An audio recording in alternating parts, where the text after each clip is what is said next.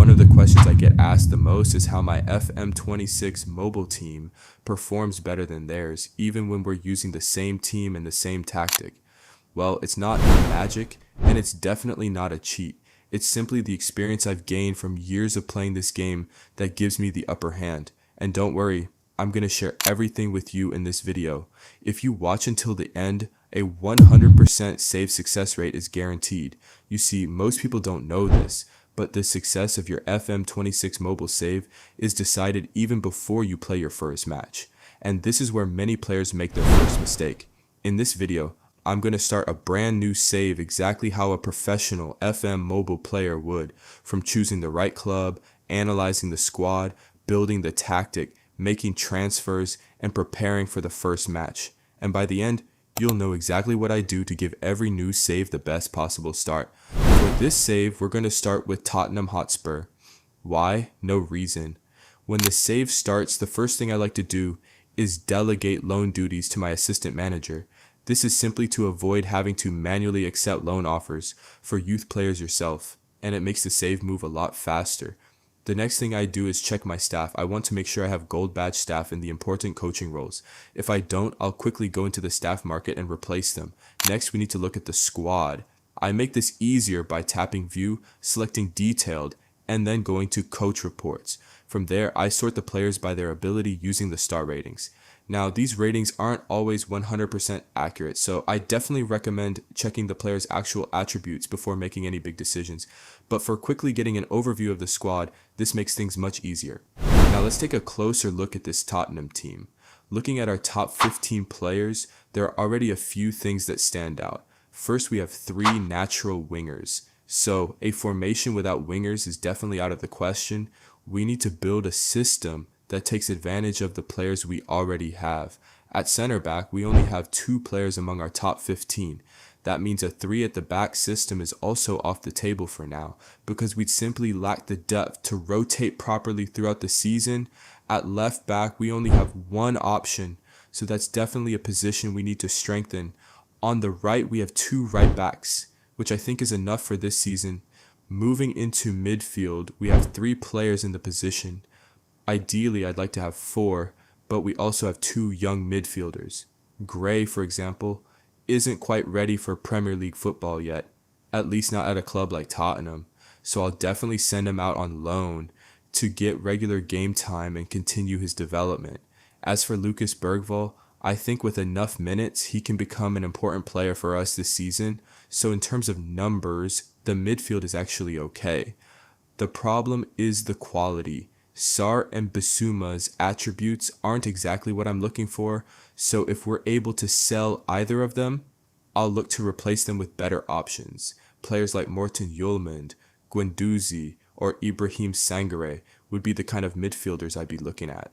In attacking midfield, we have Xavi and James Maddison as our main playmakers. Unfortunately, Maddison is out injured for around 10 months, so that's something we'll have to take into consideration.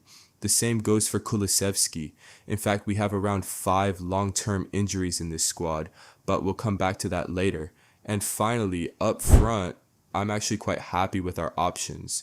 Kolomwani, Solanke, and Tell give us enough quality and depth to work with. Having analyzed the team and looked at the positions we have and the numbers in each position, there are really only 2 shapes I'm picturing here, a 4-3-3 or a 4-2-3-1, but since most of our midfielders are more defensive-minded, I think a 4-2-3-1 suits this squad better. So, now that we know our shape, the next thing we need to look at is our squad depth and quality. For a big team like Tottenham, there are usually 2 ways you can approach this. You can either sign a backup player for a position that lacks depth, or you can sign a new quality player and move the player already at the club down to the backup role. Obviously, which option you go for depends on the money you have available and, more importantly, how many players you're able to sell. So for now, I'm going to try and get rid of some of the players I don't really need. Players like Sarr, Bissouma, and Dragusin. I'll try to sell them, see how much money we can raise, and then I'll get back to you. We received an offer for Sarr and were able to sell him for £42 million. We also received an offer for Richarlison, and we sold him for another £27 million. Unfortunately, we couldn't get offers for Bissouma and Dragusin, because they're both currently injured. After those sales, we now have 160 million pounds available in the transfer budget.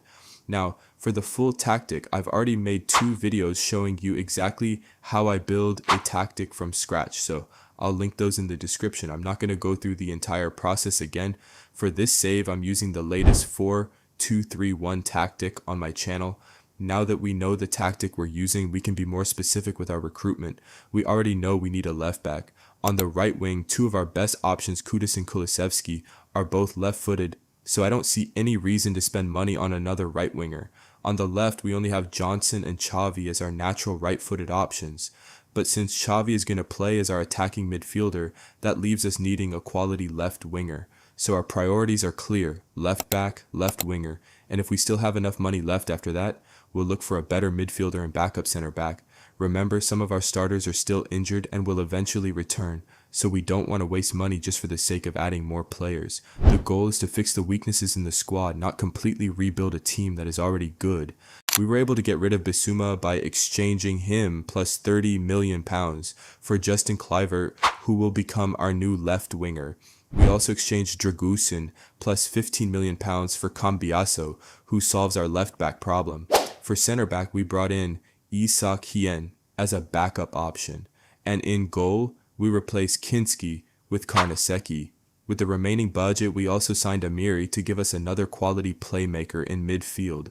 So, after all the changes, this is what our lineup looks like for our final preseason friendly against Real Madrid, and honestly, we completely destroyed them. A 4-0 win against Real Madrid, not a bad way to finish preseason, but now the real test begins. The Super Cup against PSG. This is how we line up for the game. Let's head into the game. The game went all the way to penalties. It was equal until Xavi Simon steps up and missed our last penalties. Honestly, I am happy with the result. Most of our attackers are injured and we still hold PSG to the penalties. So that's it. Thanks for watching. Please like and subscribe, and I'll see you in the next one.